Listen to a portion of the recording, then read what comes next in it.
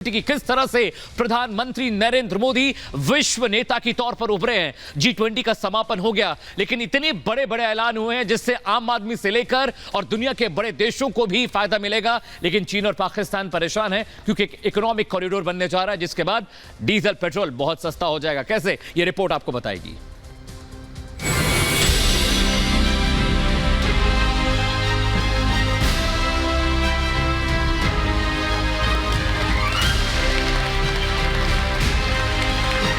दिल्ली में G20 सम्मेलन के जरिए दुनिया ने भारत की ताकत देखी,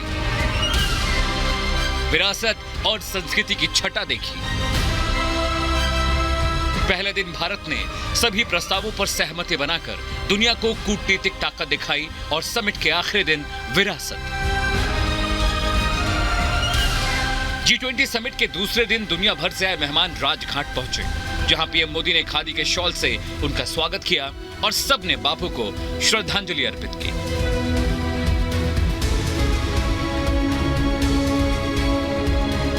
इसके बाद G20 आखिरी सत्र हुआ, जहां प्रधानमंत्री मोदी ने ब्राजील के राष्ट्रपति को अगले साल होने वाली G20 सम्मेलन की अध्यक्षता सौंपी। मैं ब्राजील के राष्ट्रपति और मेरे मित्र लूला डी सिल्वा को हार्दिक शुभकामनाएं देता हूं और मैं उनको प्रेसिडेंसी का गेवल सौंपता हूं।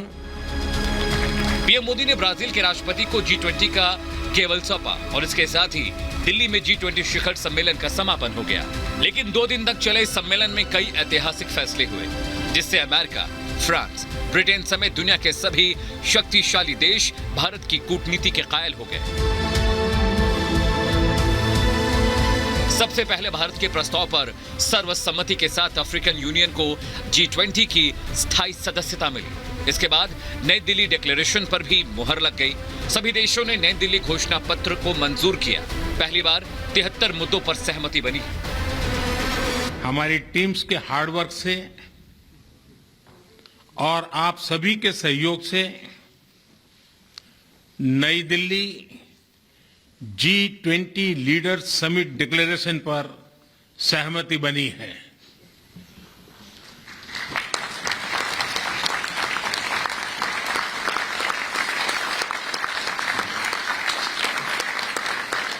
मेरा प्रस्ताव है कि इस लीडर्स डिक्लेरेशन को भी एडॉप्ट किया जाए।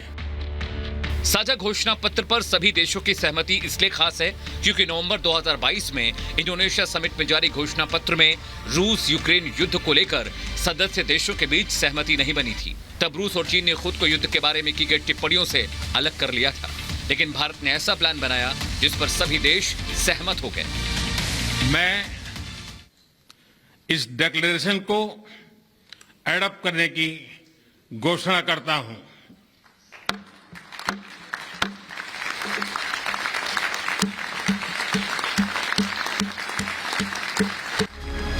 G20 के साझा घोषणा पत्र में आतंकवाद पर भी कड़ी चोट की गई। आतंक को पनाह देने वालों पर कार्रवाई की बात कही गई। आतंकवाद दुनिया के लिए बड़ा खतरा बताया गया। आतंकवाद से दुनिया की शांति को खतरा माना गया। किसी भी तरह का आतंकवाद बर्दाश्त नहीं होगा।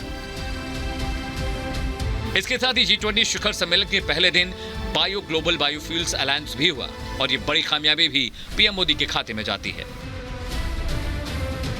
ग्लोबल बायोफ्यूल अलायंस में वैकल्पिक व स्वच्छ ईंधन को बढ़ावा देने का प्रयास है। भारत के अलावा अमेरिका और ब्राजील इस नए अलायंस के फाउंडिंग मेंबर हैं। ग्लोबल बायोफ्यूल अलायंस के लॉन्च होने के बाद तीनों फाउंडिंग मेंबर्स समेत अर्जेंटीना और इटली जैसे कुल 11 देश इससे जुड़ चुके हैं।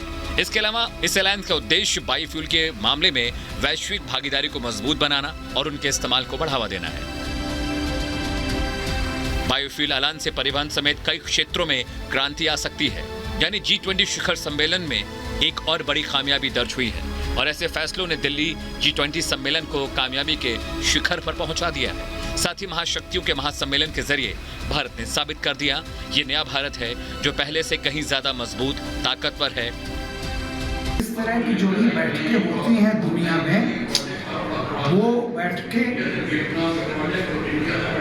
लाभ शुभ हिसाब लगाने की होती है कि कैसे दुनिया में कौन सा खर्च कितना है हमारी प्रायोरिटी क्या होनी चाहिए, तमाम चीज़ें। तो कुल मिलाकर के वो एक बड़ा ड्राई सा होता है। तो भारत ने जो किया, G20 बैठक जो अब तक होती थी, उस बैठक को भारत ने बैठक की जगह उत्सव बना दिया। आज का भारत दुनिया की ग्लोबल शक्तियों के साथ कदम से कदम मिलाकर चलने वाला है।